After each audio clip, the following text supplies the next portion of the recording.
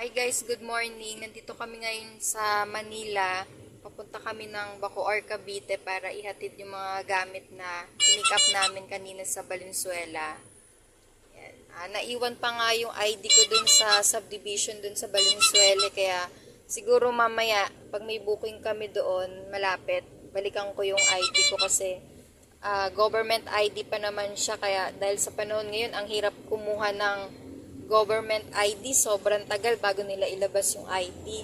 Kaya babalikan ko yung ID ko mamaya pag nagka-book kami papunta doon. Ayan guys, nandito kami sa Manila. Medyo traffic ngayon. Ayan, kasi labasan na ng mga truck. Kaya nagkakaroon na ng traffic ngayon dito.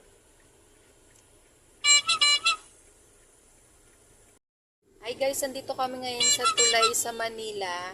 Ayan, may tricycle sa harap namin.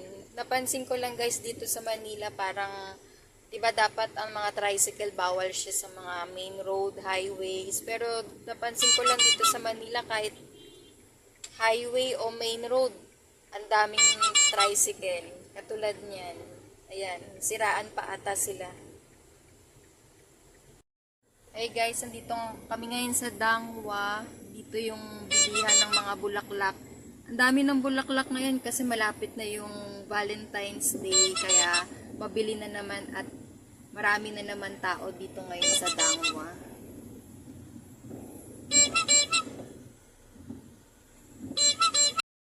Hey guys, nandito pa rin kami sa Manila. Sobrang dami ng truck. Kaya traffic. Ayan, sunod-sunod sila. Tsaka nanggigit-git sila kaya kailangan paunahin mo sila kasi kung hindi, parang wala silang pakialam kung masagi ka nila basta makauna lang sila. Ayan.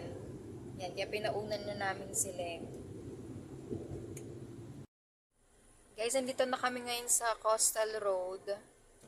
At 35 pesos pa rin yung fare niya. Class 2, 70 pesos.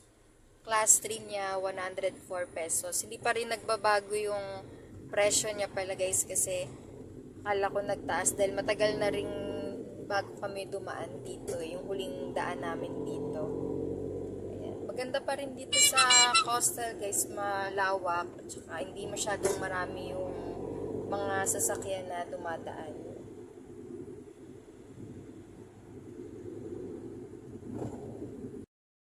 Guys, nakapasok na kami dito sa Cavite.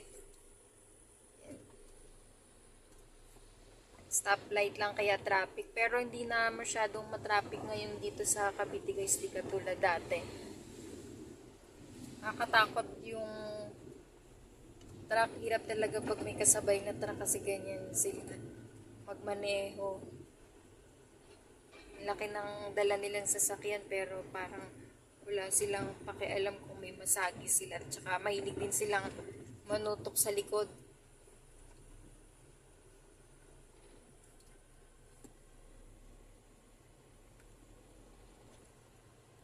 Guys, andito na kami ngayon sa Bacoor. Ayun pala yung SM City, Bacoor, Cavite. 5 minutes na lang mula dito sa SM.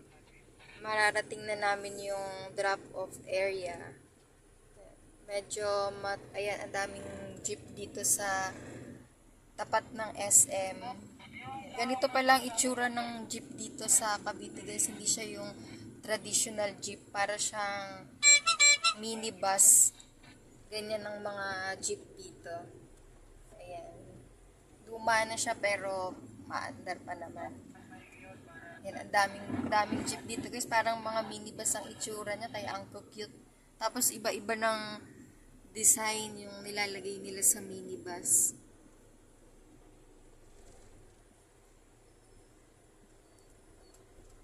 Ayan.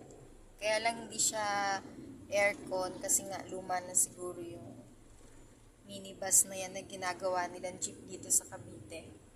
Yan, 4 minutes na lang nandun na kami sa drop-off. Sana pagka-drop namin makakuha kami ng booking ulit agad dito. Marami na rin namang nagbubuk dito ngayon sa Cavite. Kaya malamang baka makakuha rin kami agad. Lapit na kami sa drop-off area guys. Dito pala yun sa Barangay Habay, Bacoor City, Cavite. Yan, 1 minute na lang, nandun na kami. Medyo masikip lang yung papasok dito sa pagdidelibera namin guys. Pero ano to, kumpanya. Pero nasa looban na ata siya kaya masikip Turn right yung onto daanan Palo papasok. Alto, then turn left onto Captain Drive. Yan guys, sa deliver na namin yung mga gamit dito sa Bacoor, Cavite. Last booking na namin to. So, hanggang sa susunod guys, sana suportahan niyo yung vlog naming mag-asawa.